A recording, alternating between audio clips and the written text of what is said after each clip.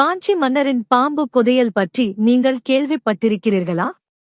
காஞ்சிபுரத்தில் உள்ள ஒரு பழங்கால கோவிலுக்கு அடியில் ஒரு அற்புதமான புதையல் மறைந்திருப்பதாக கூறப்படுகிறது. ஒரு பெரிய சோழ மன்னன் தனது மகத்தான புதையலை இன்று வரை அதை பாதுகாக்கும் சக்தி வாய்ந்த பாம்பு பாதுகாவலர்களான நாக யக்ஷணிகளிடம் ஒப்படைத்ததாக புராணக்கதை கூறுகிறது. நிலவில்லாத இரவுகளில் கோயில் தரைக்கு கீழே ஒரு பெரிய பாம்பு போன்ற நிழலை நீங்கள் காணலாம். தங்கத்தை கண்காணிக்கும் ஒரு அமைதியான காவலாளி இருப்பதைக் காணலாம் என்று உள்ளூர்வாசிகள் சொல்லுறாங்க. ஆனா இது ஒரு பழைய கதை மட்டுமல்ல. சிறிது காலத்திற்கு முன்பு நவீன தொழில்நுட்பத்துடன் ஆயுதம் ஏந்திய குழு உண்மையை வெளிக்கொணர முடிவு செய்தது.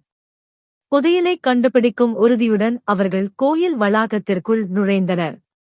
மறுநாள் காலையில் அவர்கள் ஒரு தடயமும் இல்லாமல், சத்தமும் இல்லாமல், போராட்டமும் இல்லாமல், எதுவும் இல்லாமல் மறைந்துவிட்டனர். அங்கே அவர்கள் என்ன கண்டுபிடித்தார்கள்?